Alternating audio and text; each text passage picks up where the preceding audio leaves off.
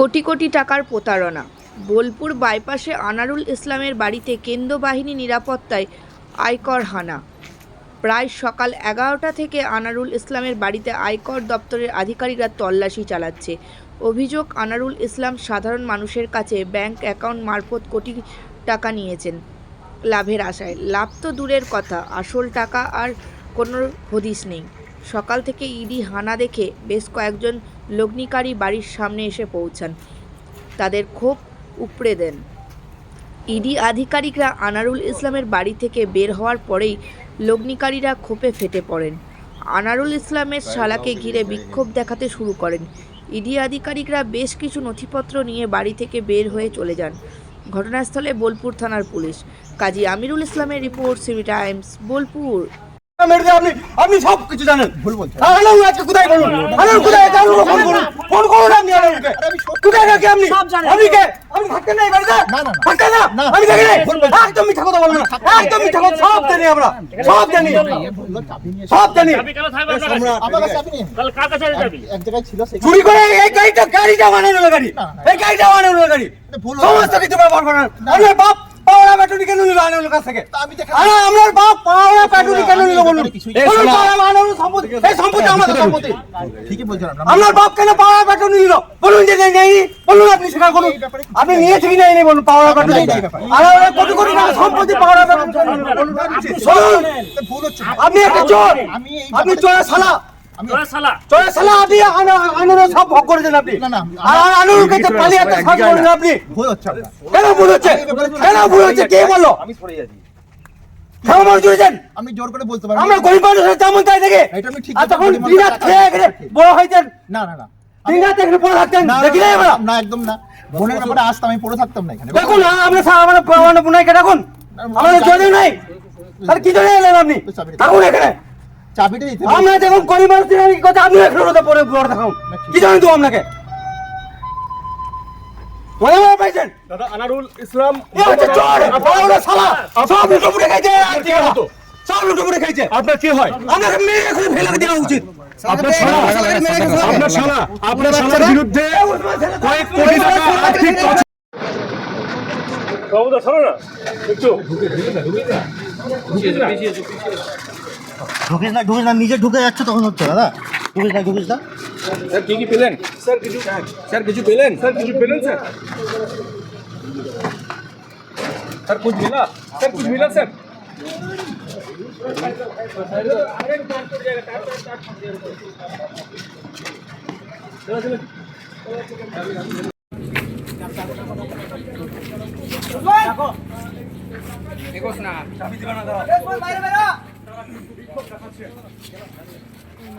তালা মালে যখন আমি ধরে কই বছর তালা বাছ হচ্ছে এখানে তালা মেরে এইদিকে ঢুকে দেব। কি উদ্দেশ্য করেছিলেন? এখানে আপনার শতকরা 2% রিটার্ন করা হতো, মানে লাখে 2000 টাকা। আচ্ছা, লাখে 2000 টাকা। এই টাকাটা প্রত্যেক মাসে এই টাকাটা কে তুলতো? এই টাকাটা এখানে বিজনেস কনসেপ্টটা নিয়ে আসে 2013 সালে এই এমডি আনারুল ইসলাম। আচ্ছা, ইনি কে? ইনি হচ্ছে কোম্পানির ডিরেক্টর। ইনি কোম্পানির ডিরেক্টর। আচ্ছা, ইনি নিজেই এই টাকাটা তুলতেন? হ্যাঁ, ইনি নিজে মানে আপনারা কি এই টাকা? আচ্ছা, ব্রাঞ্চ অফিস ছিল এখানে। আচ্ছা, সেই ব্রাঞ্চ অফিস থেকে তুলতো।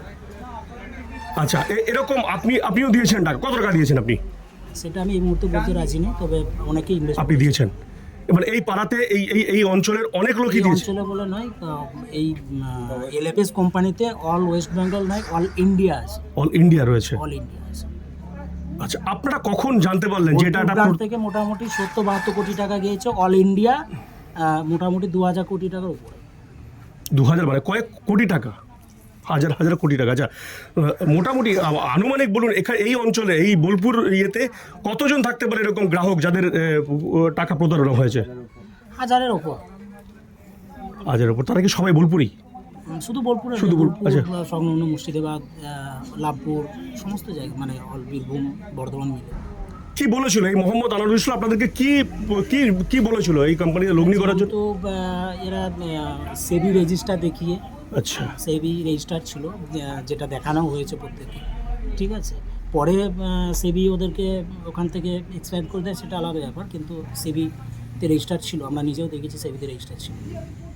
আপনারা কখন জানতে পারলেন? সেবি রেজিস্টার দিয়েছিল কি করে, যদি একটা কোম্পানি এভাবে রিটার্ন করতে পারে না, যেটা এটা বলা হতো যে পোর্টফোলিও ম্যানেজমেন্ট সার্ভিস আচ্ছা। পিএমএস এর আন্ডারে কিন্তু টাকাটা নেওয়া হতো, যার জন্য এটা বলা হতো কি যে একটা বিগ অ্যাকাউন্টে ট্রেড করতে হয় এটা, তো বিভিন্ন টাকাকে নিয়ে এসে একটা জায়গায় রেখে তারপরে এটাকে ইউটিলাইজ করতে হয়। আচ্ছা আচ্ছা। ঠিক আছে, যার জন্য পিএমএস এর আন্ডারে যদি হয় তাহলে যেহেতু পিএমএস সম্ভবত 20 লাখ টাকার নিচে নাকি পিএমএস অ্যাকাউন্ট হয় না, ঠিক আছে, তো 2 লাখ 5 লাখ টাকা যে দিয়েছে সে ওই পিএমএস এর আন্ডারে দিয়েছে, সেখান থেকে 2000 টাকা ওদেরকে রিটার্ন করতে হবে। এই মোহাম্মদ আনারুল ইসলাম ছাড়া আর কে কে রয়েছে এই কোম্পানির সঙ্গে? এখানে বেশ কিছু আরও হেভিওয়েট লিডার আছে। আমাদের যেটুকু শোনা যে বিভিন্ন জায়গাতেই আজকে রেড হচ্ছে। তার সঙ্গে আরামবাগ যে অফিসটা ছিল, আরামবাগ রিসর্ট, যে রিসর্টটা ওরা এইসব মানুষজনের টাকা পয়সা নিয়ে করেছে, সেই রিসর্ট থেকে অপারেট হতো টোটালটা। এটা বোম্বেতেও একটা অফিস রেখেছিল, ঠিক আছে, আপনারা নেটে দেখলেই বুঝতে পারবেন বোম্বে অ্যাড্রেস কোথায় ছিল। দুটো কেস চলছে, যে ওটা বোলপুর থেকে আমরা দুটো কেস করেছি, আরও অন্যান্য জায়গায় কেস হয়েছে। বোলপুর একটা কেস চলছে আপনার ট্রাইব্যুনাল কোর্টে স্যাটে, যেটা বোম্বেতে, আর একটা কেস চলছে হাইকোর্টে।